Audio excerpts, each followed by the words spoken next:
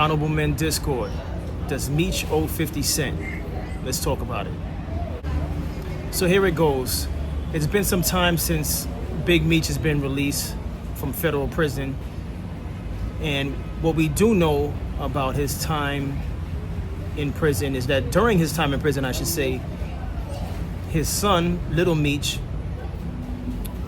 went into acting, and he went into acting with the aid of 50 Cent. 50 Cent helped his son take acting lessons to prepare him for the role in the series BMF. Now, to my understanding, there was a general audition held for that particular role, and Little Meech went out for the role. And I guess when 50 Cent and I guess the producers caught wind of the fact that he was auditioning, 50 Cent, just having the business savvy that he has, or maybe it was the producers, they thought it would be best to put Little Meech in the role, being that Meech is actually his father. It just adds to the, I guess, the allure of the series. With that being said, 50 put him in the school. I don't know if 50 Cent paid for the school, for the training, but in any event, 50 Cent put him in the school. He got trained. He got on the series. He's making money in addition to keeping his father's legacy alive. Now, we know what BMH was about, pretty much. BMH was a group of hustlers, basically, that came together and was able to make money, I believe, both in Detroit and in Atlanta, and I think other places besides that also. But here's the thing, all right? Does Meech owe 50 Cent? This is a very tricky topic because unlike the Cameron and Jim Jones incident, unlike Scottie Pippen and Michael Jordan, those names I just mentioned had close ties to each other. Like, they actually grew up and had close friendships, close relationships, all right?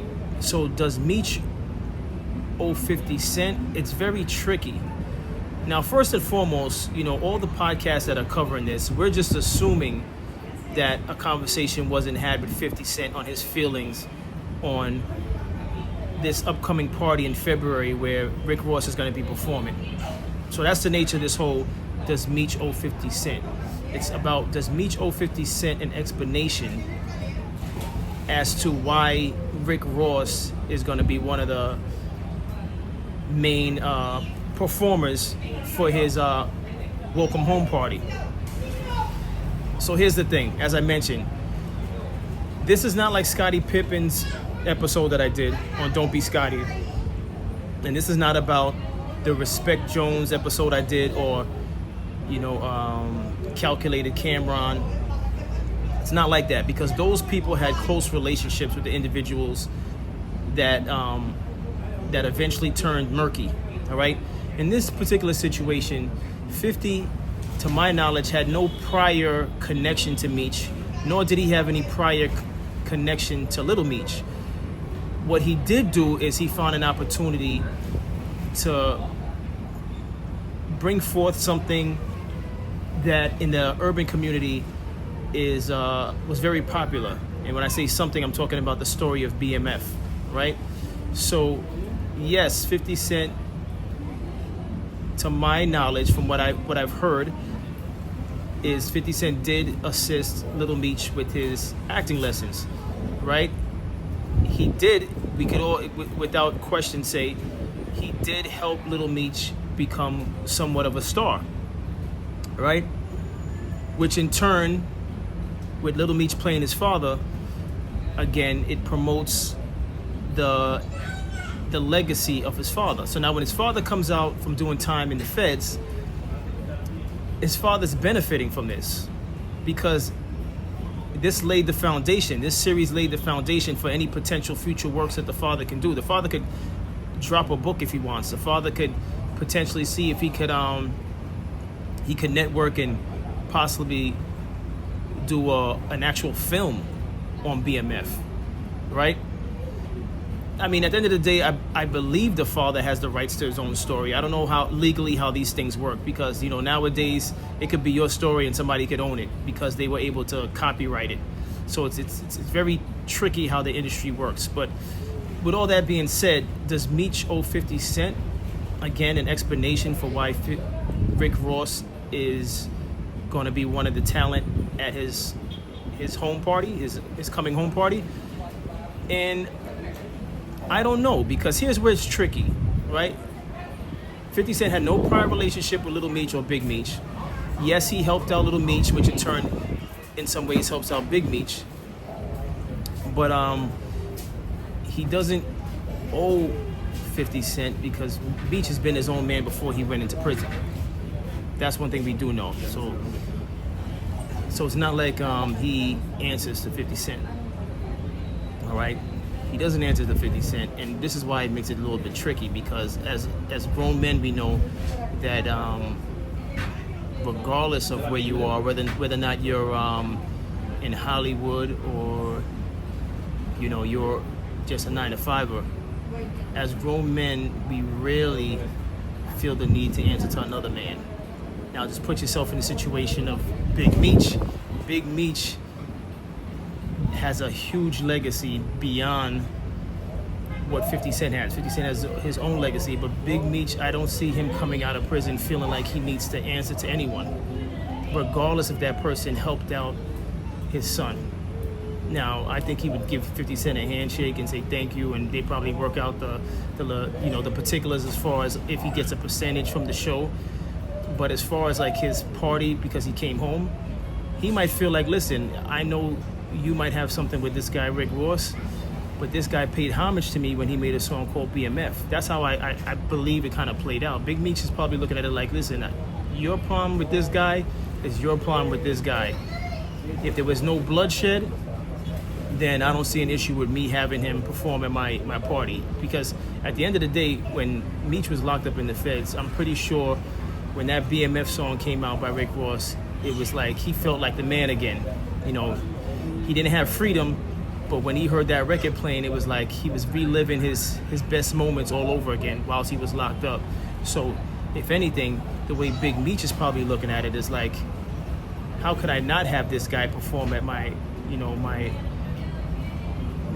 party when he did me a favor by mentioning me in a song? If anything, Big Meech probably looks at it like it's only right that I have this guy perform at my party. You understand? So like I said, it's very tricky, but again, Big Meech is his own man. How would he look coming home from the feds and having to tiptoe and make decisions based on 50 Cent? I don't see it playing out like that. And even if they didn't have a discussion with 50 Cent, I'm not surprised that he went ahead and did what he did, because at the end of the day, what you thought? He was going to come home from the feds and he was probably well respected in the feds, in prison.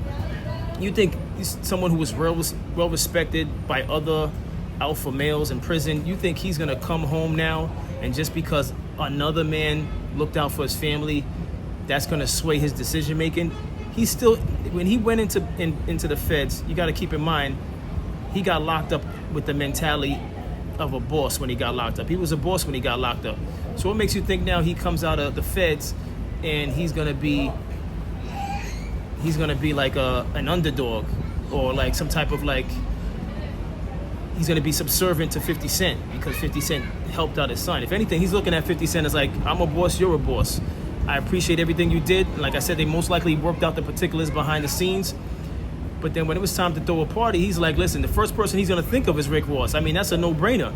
Anyone who's watching this video who thought that Rick Ross wouldn't have been an option, you guys must be, you not well versed in the songs of the past and how big the BMF record was. It was the MC Hammer record and the BMF record off the Teflon Don album. Those were the two big singles off of that album. But the BMF record was huge. It's the same like, if for some reason Larry Hoover gets released from prison, you think Rick Ross wouldn't be at that party? I mean, it's like a no-brainer. unless they just don't like Rick Ross. But the only thing that comes into question, and this is off of does Meech owe 50 Cent, the only thing that comes into question is those people who respect Meech and whether or not they'll look at him like, why would you allow this guy to perform at your party when this guy used to be a correctional officer, blah, blah, blah. That's the only angle that I could see people questioning why Rick Ross is at the party. Outside of that questioning, I really believe that it's not a surprise that Rick Ross is going to be at the party. And at the end of the day, all of this stuff is childish.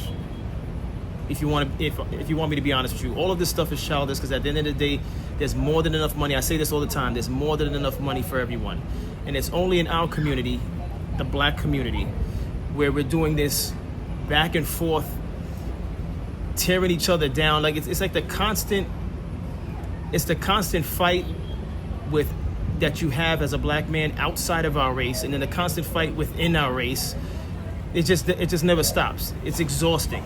It really is exhausting. I don't know why we don't hear enough people talking about how exhausting it is.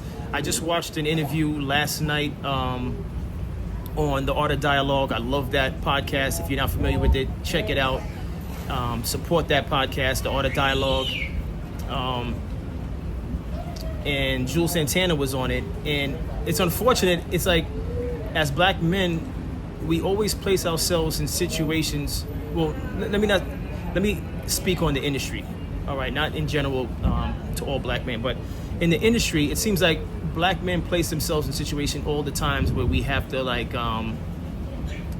we have to be careful with our words, but at the same time we have egos. We have egos as men, first of all.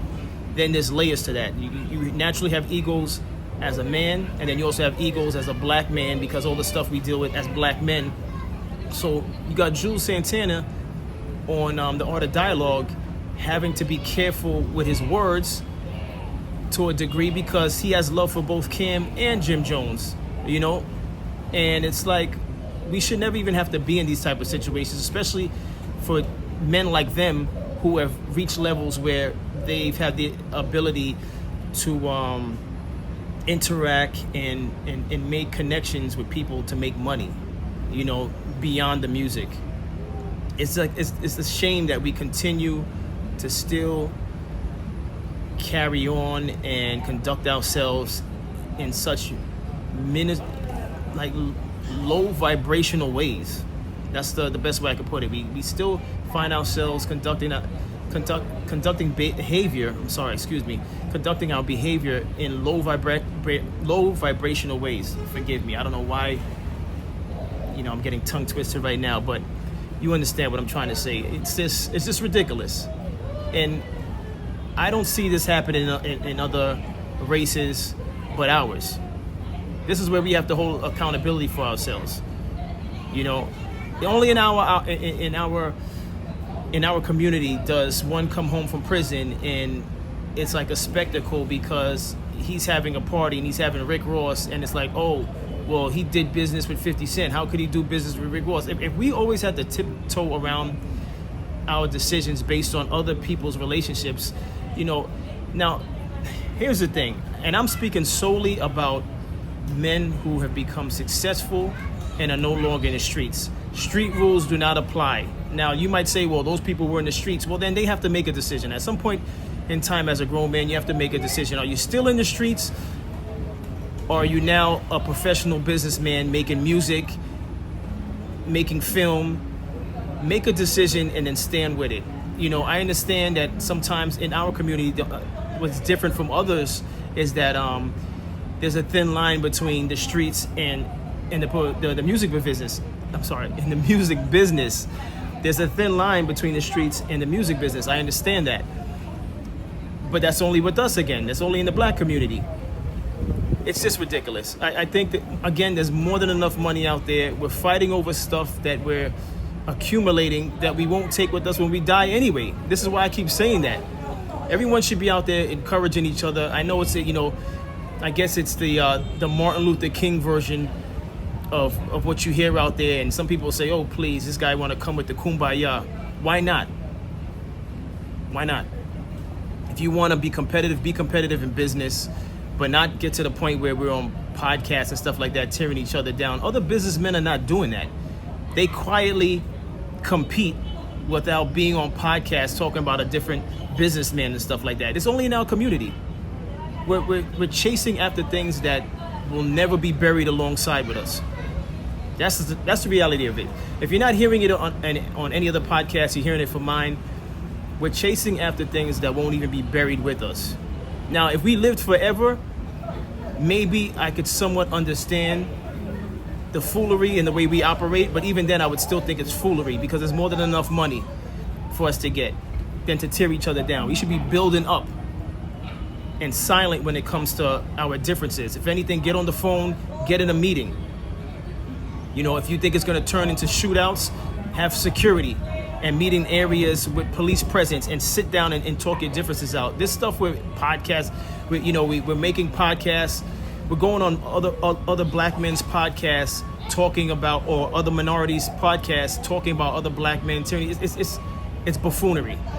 It's straight buffoonery. I don't co-sign it. You know, as much as the fact that I'm a new content creator, I don't condone the tearing each other down nonsense. And even if it got to the point where someone was trying to tear me down, that's something I wouldn't even give them the time of day on my podcast. I would be a man of my word. If anything, that person who's trying to tear me down, we would have to have a sit down, or they could email me, or we have a phone conversation. And if we don't come to an agreement, then it is what it is. But it's never going to be something where I'm going to give it light on my podcast. There's other things I got to focus on besides someone else that's just trying to tear down my brand, you know. But going back to, does Meech owe 50 Cent? I think if you're looking at it from a public aspect, he does. But again, we're all on the other side of the fence. We don't know if a conversation was had or not. So we can't assume a conversation wasn't had. But for the sake of content and, I guess clickbait, we're discussing it. But as a man, Meech owes 50 Cent nothing. Meech, 50 Cent wasn't part of BMF. 50 Cent isn't close friends with Big Meech. So he doesn't owe him anything. If he wants to have a party, whoever he wants the party could have the party. That's 50 Cent's issue. Now, if it was a situation where Rick Ross's entourage took the life of someone from 50 Cent, that's a completely different situation. That's kind of like a smack in the face. But outside of the fist fight with, I believe it was Mike Knox and gunplay, I don't remember ever hearing anything where there was like lives lost or bloodshed. So no, in my opinion, Big Meech doesn't owe 50 Cent anything. And I'm only saying that based on the fact that,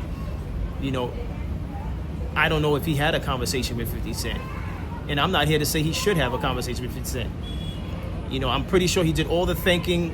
He thanked 50 Cent 1,000 times when he was still locked up for casting his son. And I'm sure he thanked 50 Cent again in person when he got out of prison.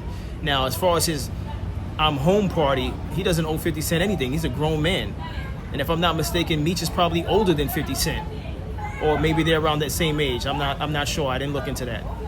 But that's my thoughts on it. If any of you have any thoughts on this, by all means, reach out to me in the comments and I'll respond. As always, like, share, subscribe, Honorable Men Discord. I appreciate you.